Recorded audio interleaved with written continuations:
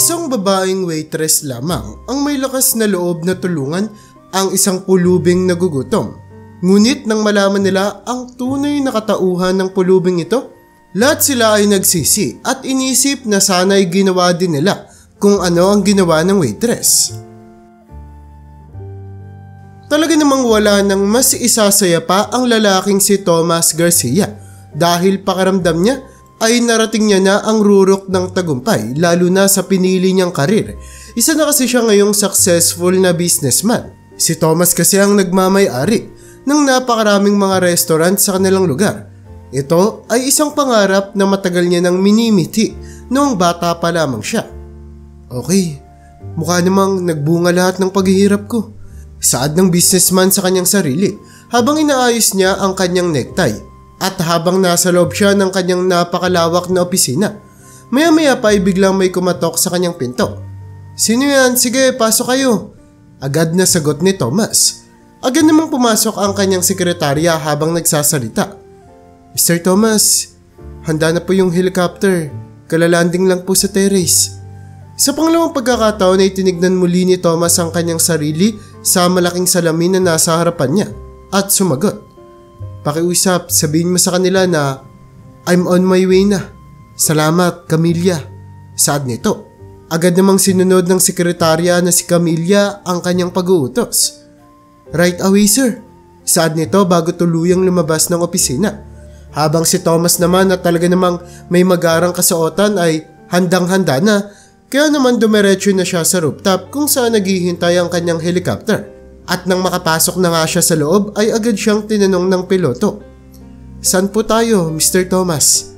Pagbungad na wika ng piloto habang nakikipagkamay sa kanya. Sumagot naman ng napakayamang lalaki na si Tomas. "Sa isa sa bagong investment kong restaurant, Tommy."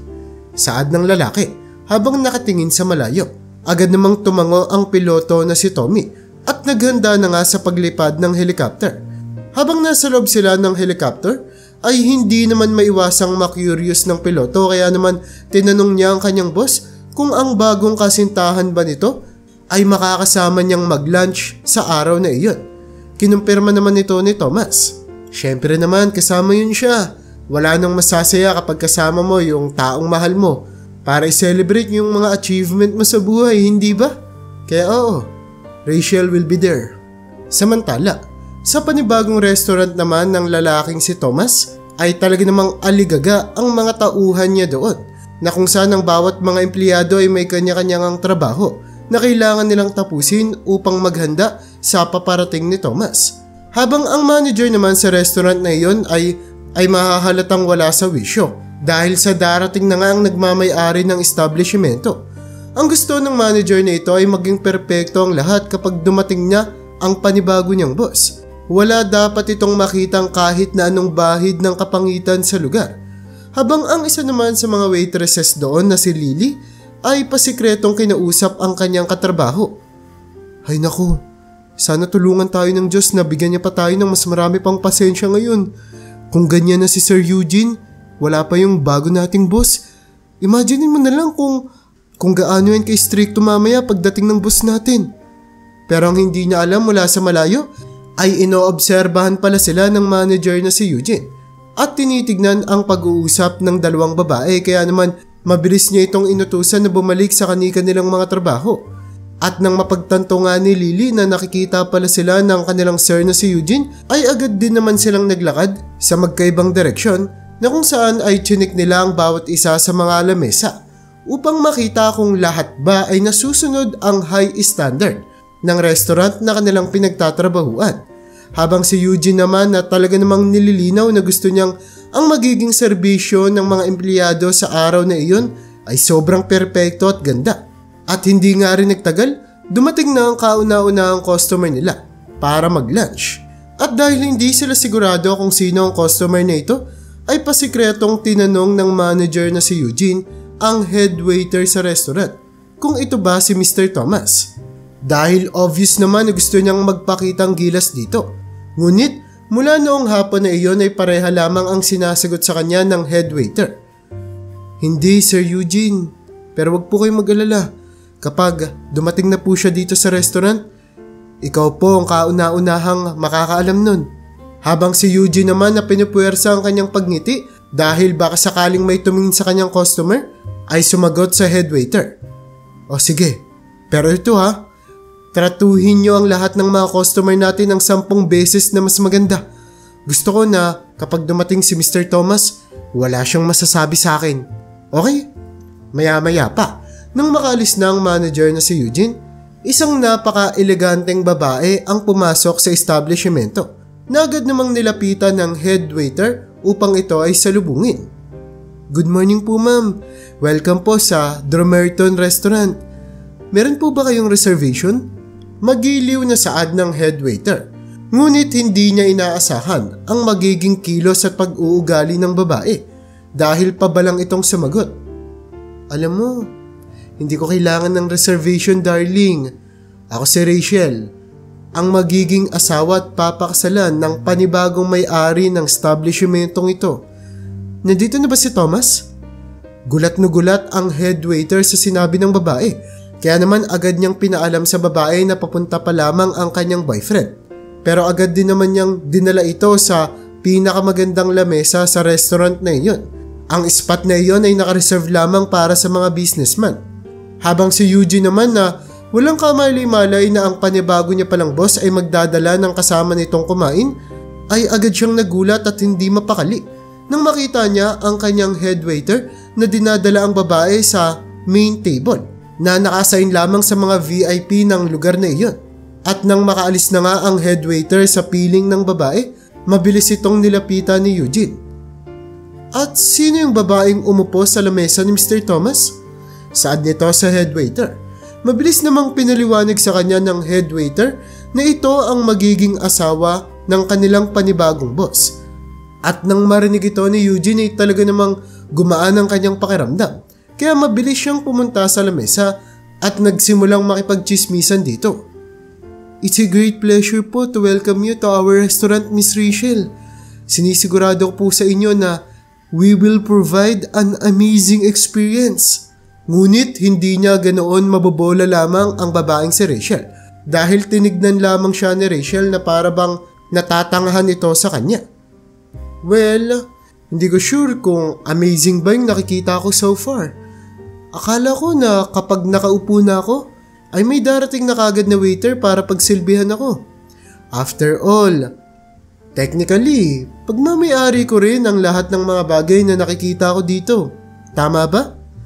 Napalunok si Eugene sa kanyang narinig at tinanggap ang kritisismo ng babae sa kanya, pero sinigurado niyang hindi maaalis ang ngiti sa kanyang muka. My sincere apologies po ma'am. In a few moments lang po. Maya-maya po, may isang exclusive waiter po ang darating para ma-assist kayo. Excuse me lang po ulit. Ang aroganteng babae na ito ay hindi na nga nagsalita pa pabalik sa kanya, habang si Eugene naman ay nagmadaling umalis sa kanyang harapan. Dito ay tumakbo siya papunta kay Lily. Dala-dala ang isang bote ng wine. Ito ang pinakamahal na wine sa kanilang restaurant. Lily, makinig ka sa akin. Hindi ko alam kung magugustuhan niyo to pero magmadali ka. Dalhin mo to sa main table. At ikaw Lily yung magiging in charge sa table na yun buong araw na ito, naintindihan mo? Tratuhin mo yung babaeng nakaupo doon ng napakaganda. Lalong-lalo na yung lalaking darating ilang mga sandali lang mula ngayon. Ibuhos mo lahat ng makakaya mo dito. Siguraduhin mong hindi ka magkakamali. Narinig mo ba ako? Hindi ka magkakamali. Tinuro na nga ni Eugene ang table na pagdadalahan ni Lily ng mamahaling wine na iyon. At mula nga sa malayo ay napatingin si Lily na kung saan ay nakita niya doon si Rachel. At hindi nga rin nagtagal ay napagtanto niya na meron siyang napakalaking problema. Pero sinubukan niya pa rin naman na maging maayos. At agad-agad dumiretso sa main table para dalhin ang mamahaling wine na in-order ng babae. Good morning po ma'am. Ito po yung pinaka-the best na wine dito sa restaurant. Ngunit sa pangalawang pagkakataon ay mababakas na naman sa ekspresyon ni Rachel na hindi siya natutuwa. At bago pa nga makapagsalita ang spoiled na babae na ito, ay huminga ng malalim si Lily. Dahil alam niya na kung ano man ang mga salitang lalabas sa bunganga ng babaeng ito ay talaga namang hindi niya magugustuhan. Ngunit ginawa pa rin naman ni Lily ang lahat ng kanyang makakaya para mapanatili ang ngiti sa kanyang muka. Hindi ako umorder ng wine. By the way, hindi pa ako umorder ng kahit na ano. Kaya alisin mo nga yung bote na yun sa harap ko. At bumalik ka dito para kunin yung totoong order ko. Naintindihan mo? Bilis! Mabilis namang umalis si Lily at iniwan niya ang wine sa kabilang table. At nang pabalik na nga siya sa main table, ay mabilis niyang kinausap ang kanyang katrabaho na nakasalubong niya. Patay na ako ngayong araw. Saad nito habang kinakabahan. Hindi ko akalain na mas malala pa pala to kaysa sa inaasahan ko. Isipin mo yun, na-assign akong mag-serve sa panibagong boss natin at sa kanyang spoiled na magiging asawa. Sobrang hindi ko kakayanin yung ugali niya, sigurado ako. At kung ganun din yung ugali ng magiging boss natin, well, hindi ko na alam kung mabubuhay pa ba ako sa dulo ng araw na to. Pagrereklamo niya sa kanyang katrabaho. At pagkatapos ay dumiretso na nga siya sa main table upang kunin na ang order ng babae. Dito ay matyaga siyang naghintay. Ano ba yan? Bakit ngayon ka lang dumating? Hays, ngayon alam ko na, nakikita ko na lahat ng magiging problema sa restaurant nito. Kaya sisiguraduhin kong sabihin kay Thomas na kailangan niyong gumawa ng some adjustment sa lugar na to. At sisimulan niya ang mga adjustment na yun sa mga empleyadong nagtatrabaho dito. Mabilis namang nanghingi ng patawad sa kanya si Lily habang patuloy niya pa rin inilalagay ang ngiti sa kanyang muka. Pasensya na po ma'am, pero ano po ba yung order niyo? Muli pang saad na Lily sa babaeng naghihintay sa pagdating ng kanyang mapapangasawa na si Thomas. Okay sige, isang Canadian whiskey na lang muna ngayon. Pero siguraduhin mong mabilis lang kitang matatawag ha. Baka may kailanganin pa kasi akong ibang bagay. At itong tandaan mo, ayoko nang maghintay ulit, naintindihan mo yun? Pumeke ng ngiti si Lily habang kinukuha niya ang mga order at tinatanggap ang maaanghang na mga salita ng babaeng ito. Of course po ma'am, kukunin ko lang po yung order niyo. Pasensya na po ulit sa nangyari. Habang naglalakad papalayo si Lily, ay hindi niya maiwasan na mag-isip. O Diyos ko, pakiusap. Bigyan niyo pa po ako ng pasensya. Pasikretong hiling niya sa kanyang isipan. Samantala, hindi naman malayo sa restaurant na iyon, ay payapa pa rin namang nakasakay si Thomas sa kanyang helicopter patungo sa kanyang restaurant. Lumipad ang helicopter na sinasakyan niya sa isang malapit na kagubatan. At dito ay inanunsyo ng piloto sa kanya na ilang mga minuto na nga lamang ay makakarating na sila sa kanilang destinasyon. Ngumiti naman si Thomas at nagsalita. That's great, Tommy. Sigurado akong nauna na si Rachel sa akin doon. Ngunit maya-maya, ang payapang sitwasyon sa helicopter ay napalitan ng nakakatakot na dilema. Hindi kasi nila inaasahan ang biglaang pag-breakdown ng helicopter. Napasigaw si Thomas habang natatakot. Tommy, anong nangyari? Diyos ko! Habang si Tommy naman ay sinusubukan na maibalik ang kontrol ng eroplano at mabilis na sumugot sa kanya. Hindi ko po alam, boss. Pero kumapit po kayo ng maigpit. Kailangan po nating persahang mag-landing ngayon. Ang tanging magagawa na lamang ni Thomas sa mga pagkakataon nito ay ang manalangin dahil ang dapat sanang espesyal na araw niya ay maaari nang magwakas sa isang iglap lamang. Sa katunayan nga niyan, maging ang buhay niya ay maaari nang matapos sa lugar na iyon. Kaya naman pinikit niya ang kanyang mga mata na kung saan ay nagkaroon siya ng flashback ng mga magagandang memorya niya sa nagdaang mga taon habang hinihintay na mag-crash ng tuluyan ng helicopter papunta sa lupa. Ngunit sa kabutihang palad ay hindi naging malakas ang impact na kung saan ay tagumpay na nalanding ni Tommy ang helicopter. Ngunit talaga namang sira-sira na ang kanilang sasakyan na kung saan hindi man namatay ang dalawang lalaki na ito, ngunit nagtamo naman sila ng ilang mga sugat. Napakarurumi na nga rin ang kanilang katawan at mga kasuotan dahil sa usok na nanggaling sa eroplano. Habang si Thomas at Tommy naman ay mabilis na nilisan ng helicopter na kung saan ay iniwan nga nila ang lahat ng mga bagay na naroroon, katulad na lamang ng kanilang mga cellphone dahil natatakot sila na baka sumabog ito anumang mga oras. Habang naglalakad sila papalayo sa helicopter, ay hindi pa rin makapaniwala si Tommy sa mga biglaang nangyari at napatingin siya sa kanyang boss sabay nagsalita. Pasensya na po talaga kayo Sir Thomas pero Hindi ko po talaga alam kung anong nangyari. Chinek ko naman po ang lahat bago ang paglipad natin, sir. Habang si Thomas naman na naglalakad papalapit sa opisyal ay nagsalita. Okay lang yun, Tommy. Ang importante ay ligtas tayo at buhay. Okay na muna yun sa ngayon. Ikaw yung bayani natin sa pagkakataong ito. Kung hindi ka kumilos kagad, baka mas malala pa yung pwedeng mangyari sa atin. Kaya tara, lumapit ka sa akin. Wika ni Thomas sabay yakap sa kanyang piloto. At maya-maya pa ay nagtanong na nga si Tommy kung ano ang dapat nilang gawin. Sumagot naman si Thomas sa kanya. Siguro ilang mga minuto na lang naman, no? Kung lalakarin natin yung restaurant mula dito. Kasi alam mo naman yung prinsipyo ko sa buhay. An appointment is an appointment. Kaya kailangan na natin tong gawin ngayon. Gusto kong kahit nangyari to sa atin, kahit papaano ay ma-enjoy naman natin yung panibago kong investment. Kaya pumunta na muna tayo doon. Maligo at tignan natin kung anong pwede natin gawin habang pinapalitan natin tong madumi nating suot. Kumain na rin tayo doon ng sabay. At ngayong araw na to, Tommy, ikaw ang magiging special guest ko. Uupo ka sa tabi ko at ng kasintahan kong si Rachel. Nang sabihin nito ni Thomas, ay hindi naman maintindihan ni Tommy ang kanyang mararamdaman dahil nag-aalala siya. Alam niya kasi kung gaano kapangit ang ugali ni Rachel. Ngunit nagpumilit naman ang boss niya sa kanya kaya naman hindi niya na ito matatanggihan pa. Maya-maya pa ay sabay naglakad ang dalawa papunta sa restaurant. Talaga namang napakainit at tirik ang araw noong araw na iyon. Kaya naman labis ang pagpapawis ng dalawa. Bukod pa doon, ang isa pa nilang problema na kinakaharap ay napakahirap ng pasikot-sikot sa kagubatan. Kaya hindi maiwasan na masugatan sila sa iba't ibang parte ng katawan habang sinusubukan nila na iwasan ang maliliit na mga sanga sa puno.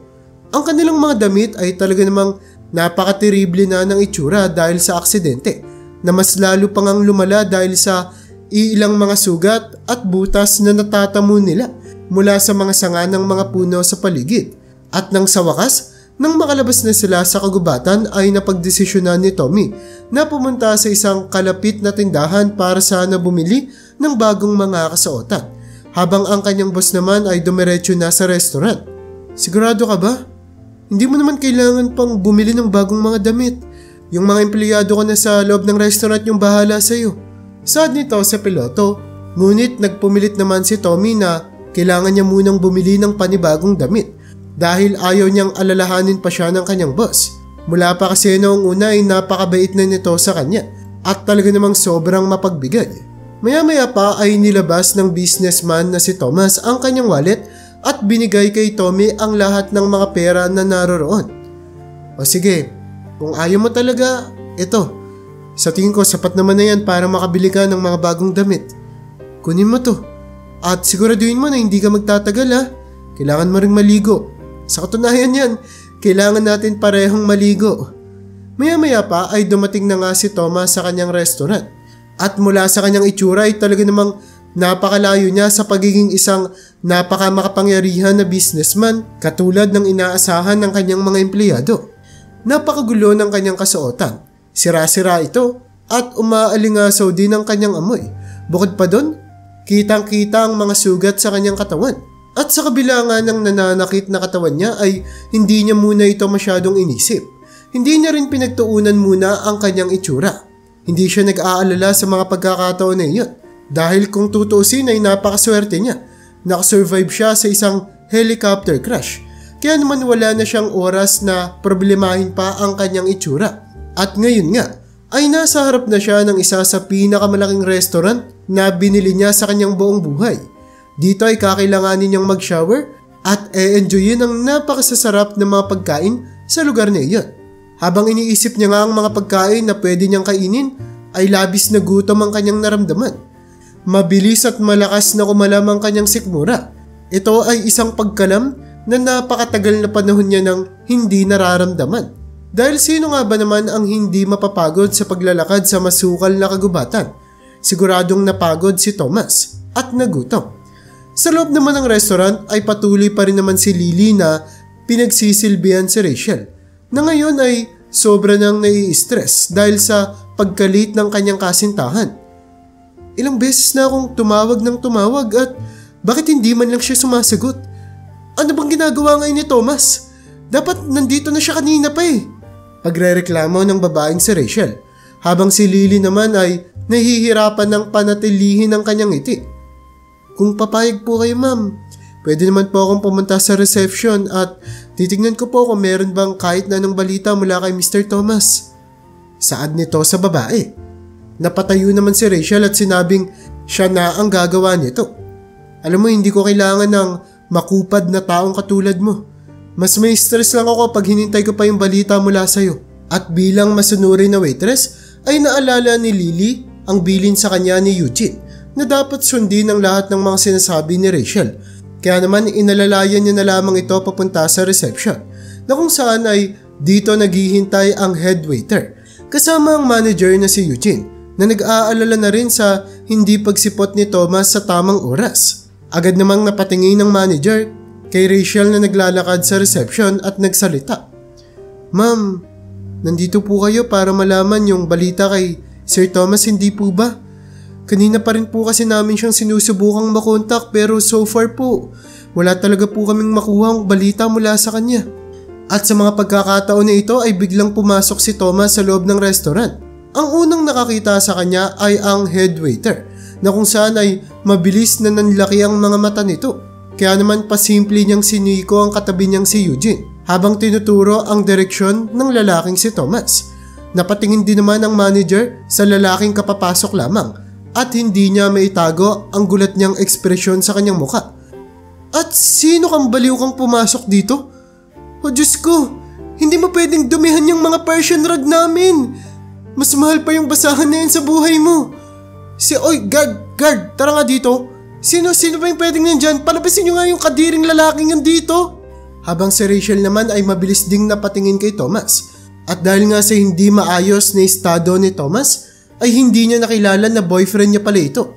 Kaya naman sa halip na batiin niya ito at lapitan, ay tinignan niya lamang ito na may titig na nandidiri. Okay, wala na. Pagod na ako sa inyo.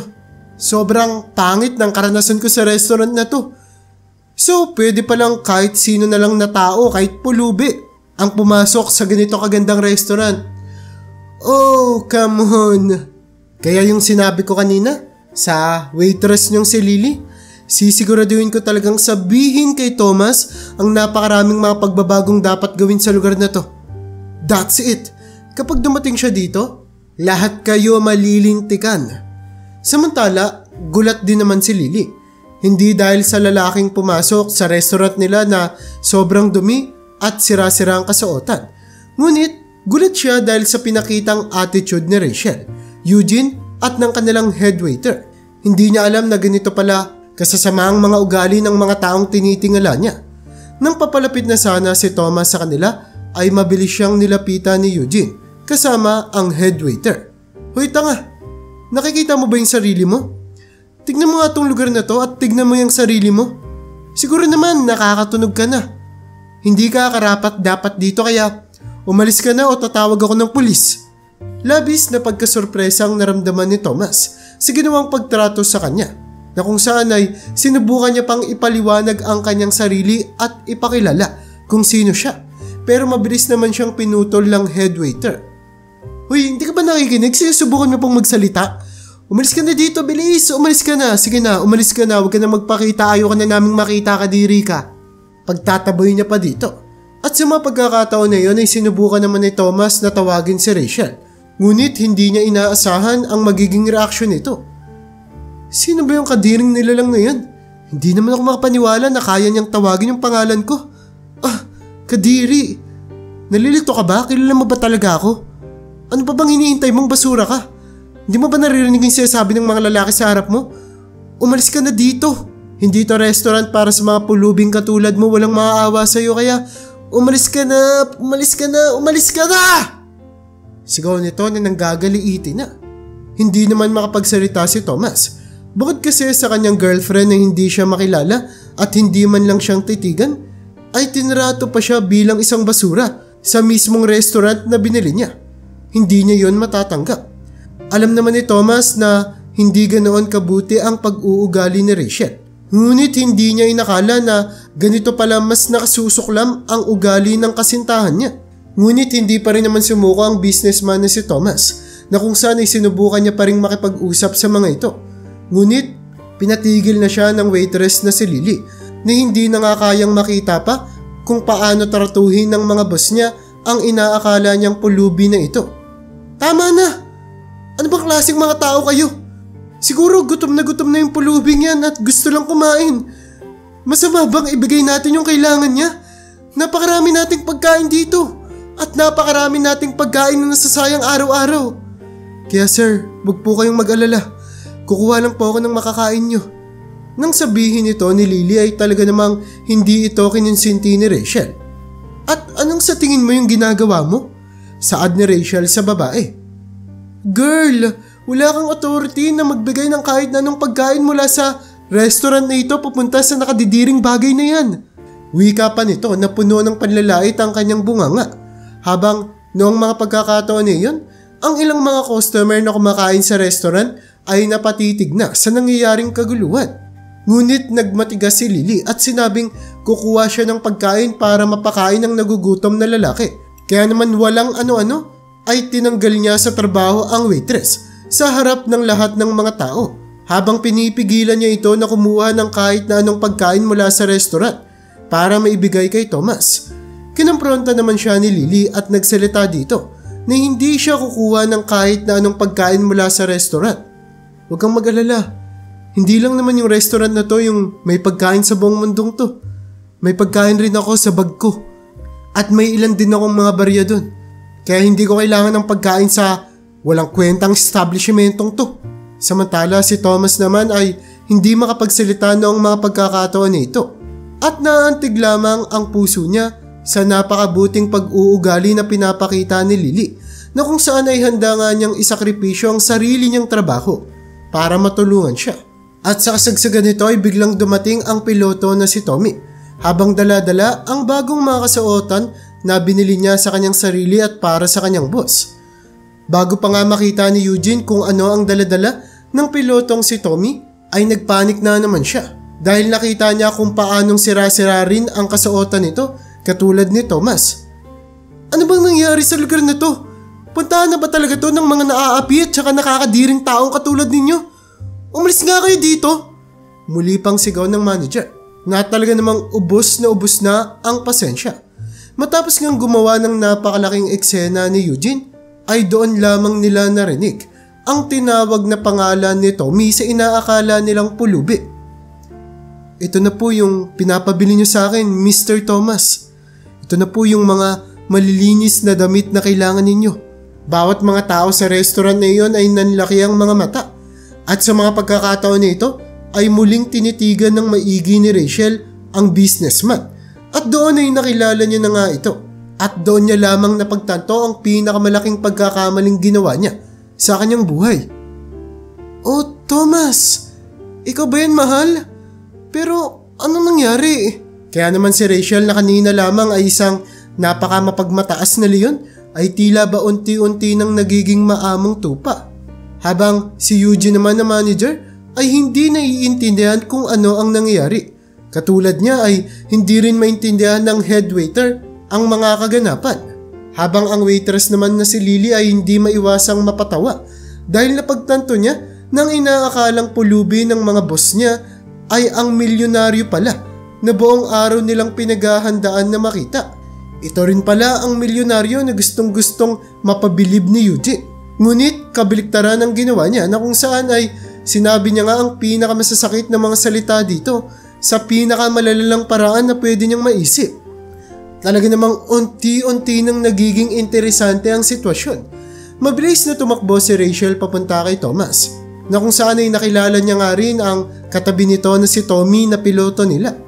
Ngunit wala nang gustong gawin pa si Thomas sa kanya. Umalis ka sa akin. Hindi kita kailangan. Nandidiri ako sa iyo, Rachel. At ikaw rin. Ikaw siguro yung manager ng lugar na to. Well, hindi rin ako sigurado kung ikaw ba yung manager kasi tanggal ka na.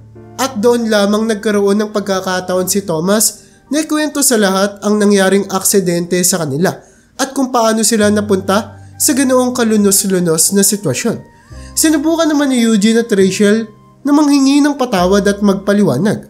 Ngunit hindi na nga sila tinititigan pa ni Thomas. Katulad kasi ng waitress na si Lily ay meron ding napakabusilak na puso ni Thomas at hindi niya kayang makita ang kahit na sino na hindi tinatrato ng tama.